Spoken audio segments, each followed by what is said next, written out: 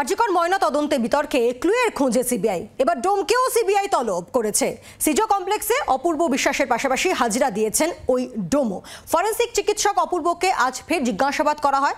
এই নিয়ে টানা 4 দিন সিজো কমপ্লেক্সে যান অপূর্ব বিশ্বাস এবং একই সঙ্গে এক ডোমকেও তলব করা হয়। তিনি ইতিমধ্যেই হাজিরা দিয়েছেন। কথা বলবো, নান্টু হাজার রয়েছেন আমাদের সঙ্গে সরাসরি প্রতিনিধি। নান্টু, অপূর্ব বিশ্বাস তিনি এসেছেন, এক ডোমকেও আজকে তলব করা হয়, তিনিও এসেছেন। তাকে কেন তলব করা হয়েছে কি জানতে চাইছেন সিবিআই অফিসাররা, সূত্র কি বলছেন?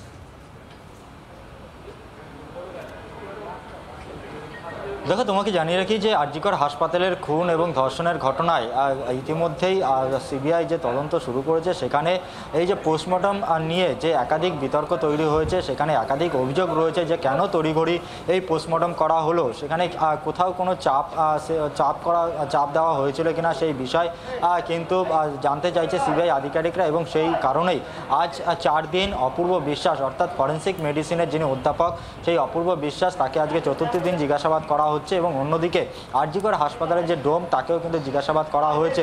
কিছুক্ষণ আগেই এই ডোম তিনি বেরিয়ে গেছেন এবং তার যেটা বক্তব্য, তিনি পোস্টমর্টমের যখন হয়েছিল সেই সময় তিনি উপস্থিত ছিলেন না। তিনি বাইরে লেখালেখি অর্থাৎ কাগজপত্র দেখাশোনা, কাগজপত্র খতিয়ে দেখার কাজ তিনি করছিলেন।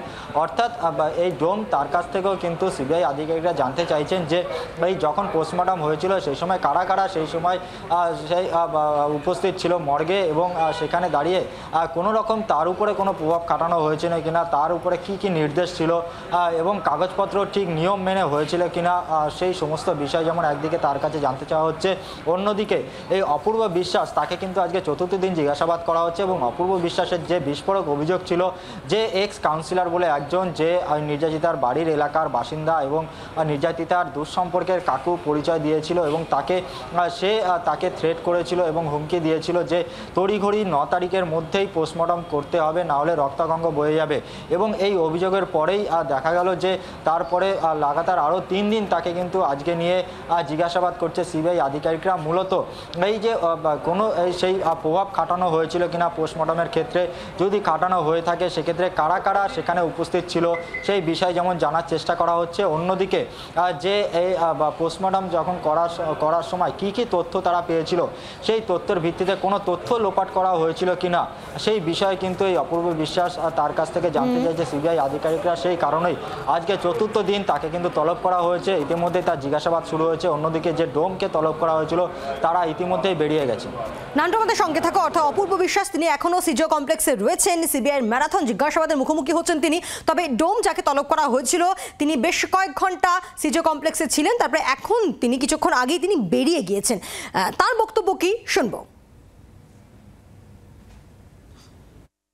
ময়নার তদন্তের সময় তো আমি ছিলাম না, আমার তো টেবিল ওয়ার্ক। আমাদের যেহেতু ক্লার্ক রিটায়ারমেন্ট করে গেছে, এখন ক্লার্ক নেই, আমাকে টেবিল সামলাইতে হচ্ছে, পেপারস ওয়ার্ক আমাকে করতে হয়েছে। হ্যাঁ, আমি ওইখানে ওটা সরি ম্যাম। ওই ডোমের বক্তব্য আপনাদের সামনে রাখলাম।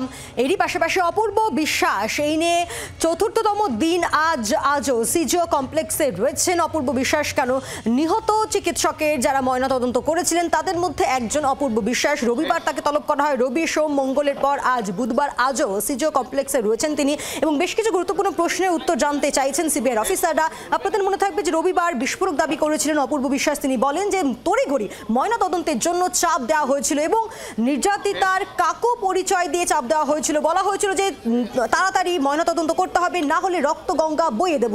এই কথা, এই দাবি করেন অপূর্ব বিশ্বাস রবিবার। তারপর থেকে টানা 4 দিন সিজো কমপ্লেক্সে তিনি যান। আজও তিনি এখনো সিবিআইয়ের মুখোমুখি তিনি হয়ে রয়েছেন এবং একাধিক গুরুত্বপূর্ণ প্রশ্নের উত্তর তাকে দিতে হচ্ছে। মূলত কেন ময়নাতদন্তে তাড়াহুড়ো করা হয়, কেন সন্ধ্যের পর ময়নাতদন্ত করা হয়, এই যাবতীয় প্রশ্নের উত্তর খুঁজছেন সিবিআই অফিসাররা। তাই এখনো এই মুহূর্তে সিবিআই অফিসে রয়েছে, সিজো কমপ্লেক্সে রয়েছেন অপূর্ব বিশ্বাস। অপরদিকে আরো এক ডোমকে তলব করা হয়, তিনিও আজকে যান সিজো কমপ্লেক্সে এবং তিনিও বেশ কিছু প্রশ্নের মুখোমুখি হন, তারপর তিনি বেরিয়ে যান।